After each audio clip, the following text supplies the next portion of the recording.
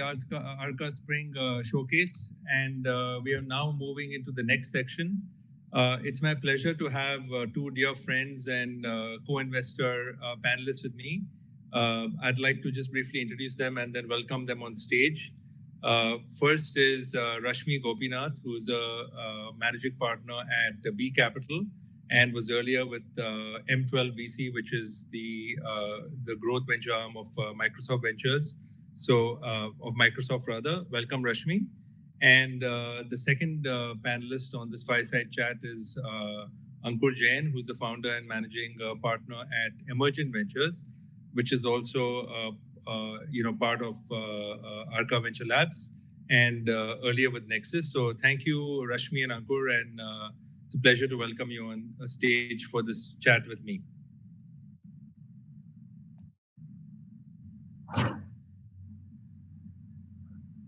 Hi, Sanjay. Thank you for having us here. Hi, Sanjay. Hi, Ankur. Hi, Rashmi. Yeah. Today, whether we're in Palo Alto or Pune, it's the same. So look forward to, once the vaccine's out, to sitting over a coffee, which we've not done in a year now. So I'll just dive into it. Thanks for joining us. So the topic really is enterprise innovation in the India-US ecosystem. And what I thought we'll do is, it's a very interesting, diverse panel. Rashmi, you bring in the growth side and also the corporate side with, for the audience being ex-Microsoft. And Ankur, you have the early stage side. So, Rashmi, let me start with you.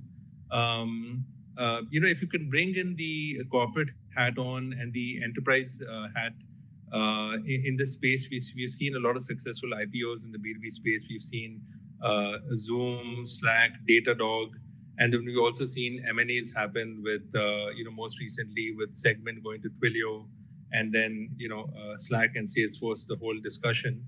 So, with enterprise behavior and buying behavior moving to the cloud, would love to hear, for the audience, what's driving a lot of these enterprise trends? Where are these enterprise buying dollars going into? If you can start from there, would love that. And if you'd like to just introduce yourself also as we dive into your new role. Absolutely, happy to. Really excited about this discussion today. It's definitely very timely. As a quick background, I'm a general partner at B Capital. We're a global growth stage fund with offices in the US and Southeast Asia. We mainly focus on Series B all the way up until pre-IPO. Enterprise software is primarily what we invest in, ranging all the way from cloud, cyber, DevOps to fintech, healthcare, logistics, industrials, very broad focus for us. And one of the unique things that B Capital brings to the table is our strategic partnership with the Boston Consulting Group, where we can leverage BCG's access to the Global 2000 for our portfolio companies. So we can really provide significant value add on the go-to-market side beyond just capital. Sanjay, coming to your question on what are we seeing on the enterprise adoption cycle, I'd say that the start of the pandemic definitely, I think, was a moment of pause for a lot of folks, all the way from large enterprises to startups trying to figure out what that meant. But very quickly, what has emerged is a massive acceleration in enterprise software adoption. I think Satya concluded this really nicely in one of his investor meetings, where he said that the pace of digital transformation has accelerated from 2 years down to 2 months. And we're seeing that across a variety of different sectors as everyone's trying to figure out the move from brick and mortar to online e-commerce and digital channels, the move to remote work. We've seen a very significant movement in moving to the cloud. So this is also evident by the stock prices that we see in public markets for Amazon, Google, Microsoft, and other companies in the SaaS space. You mentioned a few like Datadog, Slack, and others, where everyone is now trying to figure out how do we quickly enable employees to be productive? How do we reach our consumers in a more cost-effective way? And that, I would say, across the enterprise software side, we have seen startups benefiting from a lot of that acceleration, be it in cybersecurity, be it in DevOps or cloud or SaaS or AI, I think across the board, enterprise software is just seeing a massive, massive adoption. And it's also evident in the investment dollars that we have seen on the enterprise side, where I think it's becoming more front and center and more sexy again to do enterprise and SaaS deals. So I'm really excited to see how that trend continues in 2021 and beyond. Thanks, Rashmi. Ankur, let me just cut over to you. With Rashmi's given us a good top-down rather, an enterprise view, enterprise lens into the startup innovation. If you can, bring in your own early stage background, talk a bit of the bottom up. B2B has the advantage of being incredibly capital efficient, right? Unlike, let's say, the consumer side. So maybe some examples too. What has 2020 shown us? And this is an interesting segue into Arka's capital efficient model too, right? If you could share, from the bottom up side, maybe some sectors, maybe some trends that you're seeing taking off, and maybe some own examples from Emergent and Arka. Yeah, just to give some background. So Emergent, we're a seed stage fund based here in the Valley, focused primarily enterprise software, about 30 portfolio companies. And a number of these are in the India-US cross-border ecosystem, building product out of India. So, we do stuff across the enterprise stack, infrastructure, applications, SaaS, and also some fintech. I would echo what Rashmi was saying in terms of the macro drivers, which are driving very good enterprise adoption. As Eric mentioned earlier today, the enterprises are striving to be more digital, 4.2, as he said. And I think that is driving a lot of changes. Then at the more sort of a micro layer, there are some specific factors which are creating a lot of opportunities for new companies.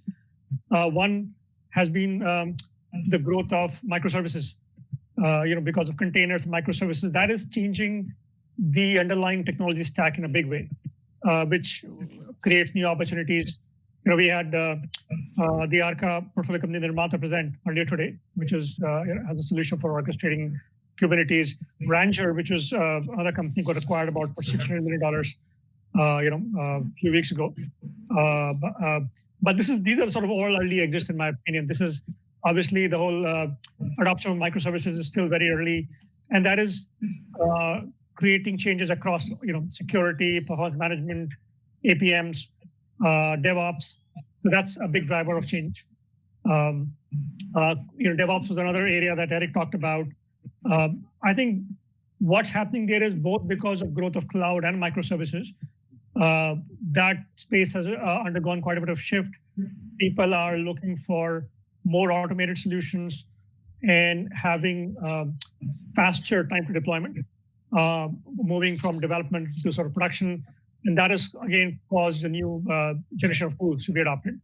People may have seen Harness recently raised money at a $1.7 billion valuation. One of our portfolio companies called OpsMX does on the open source stacks. Also investors include Foundation and Dell. They're seeing, in fact, companies like Salesforce, Cisco, a lot of them use OpsMX. But a lot of these new generation DevOps tools are seeing very good adoption in the market. A third area I would say, from again a bottoms up, is around, you alluded to that, around edge adoption of cloud services. So on the edge, I would say that's still fairly early in the journey. We're seeing, for example, this company called Volterra, which was acquired by F5 again a few weeks ago for $500 million. I mean, company with very little revenue. But again, this is all because this space is still very early in adoption, and newer solutions are needed to help drive adoption on the edge, branch offices, IoT devices. We're seeing players around SD-WAN space, traditional SD-WAN. How do you build newer generation solutions for that, for the distributed edge case? And then finally, I would say around the whole data infrastructure. Obviously, some companies like Databricks and others have now built multi-billion-dollar valuation companies around that space. But a lot of the ecosystem around it, things like security, observability. We have a company called Accelerata, which provides observability for that. So all these, I would say, are providing a lot of good areas for new entrepreneurs to come and build companies around. So this is great. Let's bring in the couple of topics that will be interesting to cover. One is the talent pool side, how that's changed in 2020 and beyond, and then we can get into scaling and exits. I recall an interesting tweet from Jason Lemkin, right, of SaaS, who was very active in the SaaS space, and I remember him saying that the path from 0 to 1 million is great software. And then from 1 to 100 million ARR is great teams, right? And comes back to talent. And Rashmi, from your own Microsoft background, and Ankur, with all the corporates that you work with, maybe can you share some examples on how that the talent pool has changed, right, between Bangalore and the Bay Area? I mean, today we have Canva being, Canva coming out of Australia, UiPath coming to Romania. I think 220, if nothing else, has shown that great teams can build great software from Bangalore, and then born in India, built for the world. So maybe some examples bringing in the dynamics in the talent pool and how software companies are building. Yeah, absolutely. And selling too. Yeah, absolutely. I think again, what last year showed us, like you mentioned, Sanjay, you don't all need to be in the same location, and we don't have to be in high cost areas to build high quality software. I think India is definitely becoming the first choice for even many of the US born companies to consider hiring talent, building the development centers in just because of the cost advantage, as well as the availability of high quality talent. If you look at our own portfolio, Innovator, as an example, was a company that we did the Series B through Microsoft, and then we invested in the Series C through B Capital. Pretty much all of their development is run out of India. But the interesting aspect is it's not just development. Their inside sales, their marketing, pretty much all of the go-to-market teams as well, except for the direct sales team, which is in the US, is being run out of India. And there is a very high, I would say, pool of talent, but at the same time, it leads to the similar challenges around team retention because the market is very competitive. And there are amazing startups and there are amazing large enterprises that are building those talent pools. What's also interesting to see over the last, I would say, 3 to 4 years is this shift towards more deeply technical, deep infrastructure companies being built out of India, where I would say the first group of companies was more on the B2C, which then went into more of companies in the SaaS space. But now, as Ankur alluded to, like we're seeing a lot of companies in DevOps and cloud infrastructure. You're invested in a space tech company, which I think is absolutely awesome. So I think there's really this deep infra, deep tech company DNA that's starting to build within the India talent pool, which is very exciting for global companies, be it startups or large enterprises. Great. Ankur, go ahead. Thanks, sir. Yeah. I would say the talent is definitely, maturing, if I see over the last 10, 15 years. I remember I was part of a startup many years ago called Andiamo, we were acquired in 2004. We had team in India as well. But at that time, 15 years ago, it was like, not all kinds of engineering talent was easy to find in India. So you find certain teams in the Valley and then you supplement with certain teams in India. Now we're past that point. Most of these companies have entire engineering run out of India, full stack. Product about 8-10 years ago, product talent was very hard to find in India. Now, I would say, we've come a long way since then where it's significantly better. A lot of these companies have product managers, product leaders out of India. Obviously, still more needs to be done there in terms of improving our product sort of availability of product talent, but certainly has come a long way. UI UX, even until 3 or 4 years ago, was very hard to find UI UX talent in India for the kind of company. But now that's changed. Now I would say we actually have reasonable amount of course, still the gap need to be filled. So now I would say boundaries are more around some of the sales and marketing functions, which some companies have been able to pull it out, but many others are still struggling with that. I think with every couple of years, we're seeing a step function of improving of talent, which allows them to sort of compete better at the global scale. But literally, I would say I'm seeing every 2 years or so, 50 to 100% improvement in availability of talent, which I think is a great. One of our companies, Observer.ai, they recently nominated by Forbes as the top 50 AI companies in America. All their AI data science is in Bangalore, right? So, for example, their entire data science is in Bangalore. Yeah. So we're seeing different capabilities being opened up in India and different talent pools. Sure. So, Rashmi, coming back to speed and scale, and the theme of this panel really is how the ecosystem has changed, right, in the last decade, and what are these enablers. I think going back to your Satya quote is very interesting. Digital transformation has accelerated from 2 years to 2 months, right, in the last year. And Ankur, I was catching up on a fireside recently with Ashish Gupta of Helion, who had backed with Nexus PubMatic, right? Now, PubMatic, very interesting, 14-year story, $1.5 billion IPO in the ad tech infrastructure space. Today, 14 years, I guess, is getting compressed, right? Where it's a long-term game. So maybe, worth a discussion on those. What are those gear-shifting enablers that are enabling Rashmi, the postmen and the innovators, right, to scale up? And Ankur, maybe some examples from your side. One of the key drivers to set up Arka was basically to accelerate this, right? Look at these companies like now Nectar is building out of Singapore, but focus on Southeast Asia. And today you can build global from your global base, right? So maybe some examples of those enablers that have shifted and are really helping these companies, do a step function improvement. Yeah, if you take again the example of, say, a postman or an innovator, Zenoti recently raised a pretty large round as well. I think if we boil it down from a company's perspective, there's really 3 key things that kind of stand out. It's product and execution. What we see consistently across all of these companies that are scaling quite nicely is the ability to hire and retain the best talent that they can, again, regardless of where they're based at. As you're starting to grow from 10 to 50 and 50 to 100, you do need to be able to get in that seasoned team that has the prior execution experience of growing that, as well as growing your own team that may have that capability to step up. So that definitely is a key point. On the product side, again, one consistent theme that we see is always out innovating your competitors. I mean, the competition gets fairly intense because many of these markets are fairly large, and there's always new entrants that come into this space. And also, I mean, many of these companies are taking on large incumbents, innovators competing with some of the largest healthcare tech providers in the world.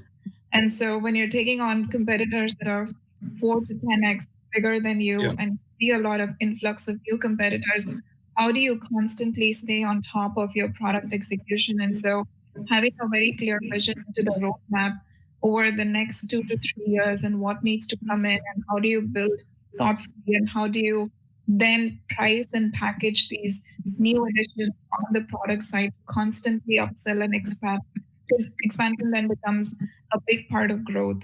And so how do you constantly upsell and expand?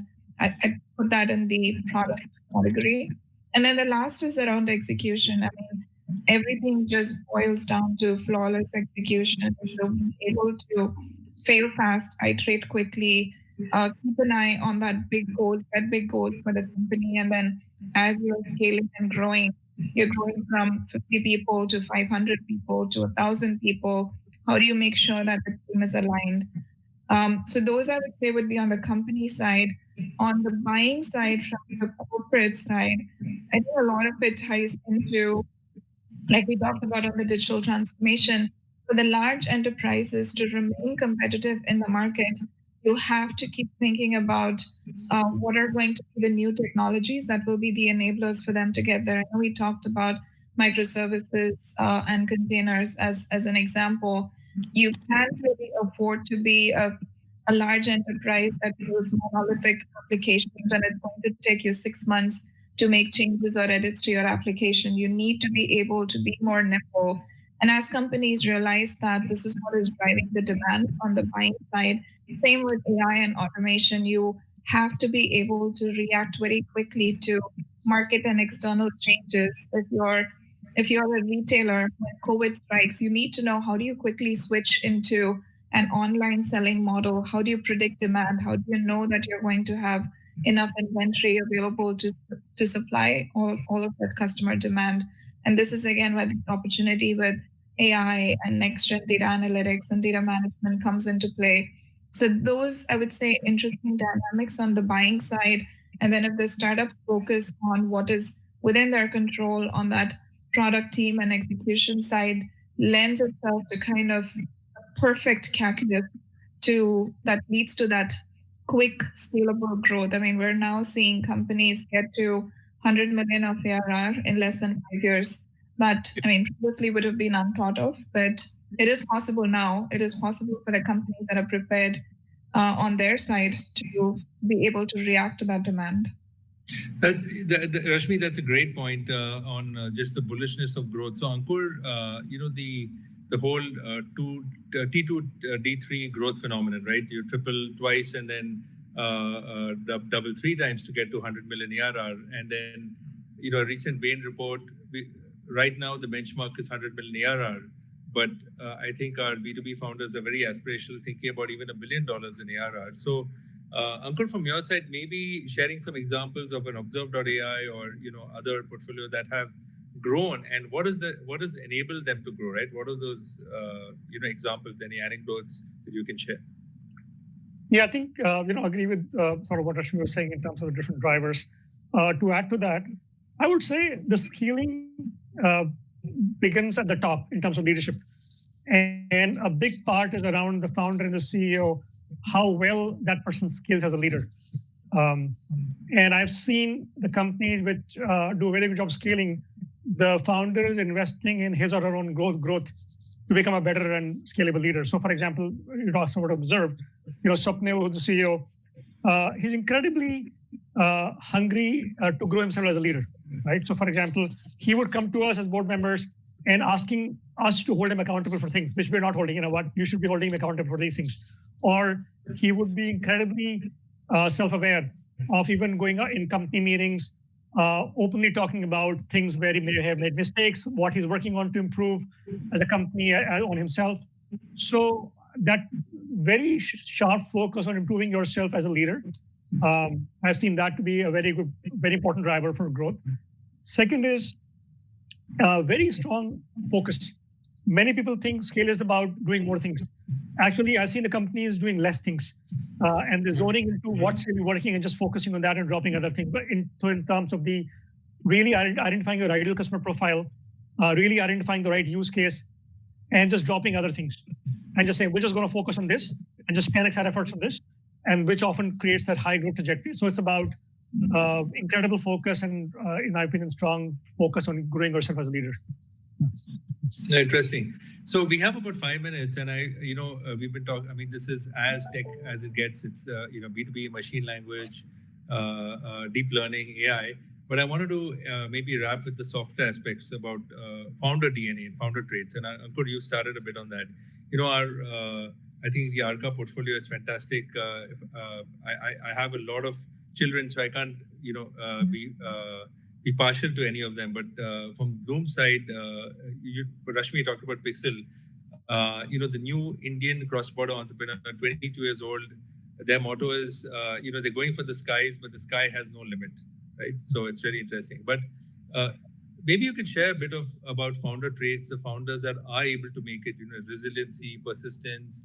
Even if you're doing deep tech, it'd be great if you can share some of your successful founders, what they've done consistently well and persistently, over their long-term journey. Maybe Rashmi, will start with you. Yeah, I mean, that is a topic in itself in terms of key traits that make founders successful. But I mean, I think Ankur started off with a good set. Being self-aware is extremely, extremely important, especially as you're growing to scale. Many founders may realize that they are at the core of it technical founders and may not have the skill set that is needed to take a company all the way to IPO, and being self-aware of that and knowing when to step back and bring in somebody who's strong on the execution side to help complement the team without having any egos about it, I think is an important skill set. The other one is around really being open and curious as a founder, nobody's expecting you to know all the answers, but being able to be curious, ask a lot of questions, hire people that are smarter than you, and together, like, how do you then create that joint passion and that joint vision? That's where leadership skills come into play, and the ability to get everyone excited and passionate about the vision that you're trying to do. And in many cases, what we've seen is if that vision ties into something that is intrinsically of social value, it matters a lot. Like, if you talk to the innovator team, they're all about how do you make healthcare better for everybody else? Like, how do you deliver healthcare at effective costs? It's beyond just what the company is trying to achieve, but it goes to a social mission. And that really helps in driving people who are excited and passionate about doing that together. And then the last thing I would say is just be humble and down to earth. You're going to go through a lot of ups and downs. The ups always seem great. And for people who are grounded and realize that everything is going to be temporary and we might go into a down phase, and recognizing that and just knowing that, this is a long game. So let's not get too excited about the ups and let's not get too depressed about the lows. I think having that balanced point of view and being grounded is extremely important. It's wonderful, Rashmi. Yeah, Ankur. So I would add to that. So I think the core traits of what makes a successful entrepreneur, that still holds. It doesn't matter cross-border or not. But addition skill, which I've seen is, if you're a cross-border entrepreneur, let's say coming out of India, you have to accelerate and build a network in a short time. You have, compared to somebody who's already here, who's spent their entire life here. So you've got a compressed window of building a network, building credibility, building support. So one, I would say super skill you need is around being very good with connecting with people. So one thing we do, both of us, part of our assessment and diligence, and we often sit through a lot of calls, meetings where these founders are connecting with people. These could be prospective customers, advisors, ecosystem. And you'll see, at least in our observation, a very high proportion of entrepreneurs succeed. When these calls end, even if this person may not be the right customer, advice, whatever target thing, they want to offer to help. They offer to make connections. So the founder, or they want to spend more time. So founders who succeed are often able to engender that connection in people that in a short time, they have created a lot of these supporters who are willing to help or make connections. And so that is an extra, I would say, skill, extra gene that often these cross-border need compared to a pure US, because they have a couple of time in which to build that network. Right.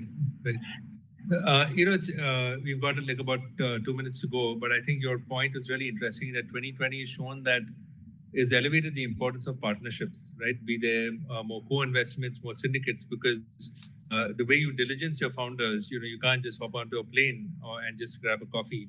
And we are seeing that too, right? More co-investments, more syndicates, longer diligence cycles, but bringing in the power of the ecosystem. And that also comes back to Arka's mission. That is much more than capital. It's leverage for a small seed check, but really the power of three collective ecosystems together to get that. With that, Ankur and Rashmi, I wanted to thank both of you. Rashmi, you've worked with two big tech heads, Satya at Microsoft, and of course now Eduardo and team at ex-Facebook at B Capital. And it's really a diverse panel, and Ankur, it's great to be partnering with you in Arka and with Blume Ventures. Thanks again for the time, and let's hope for a successful 2021 and lots of B2B startups to break out from the cross-border sector. Thank you.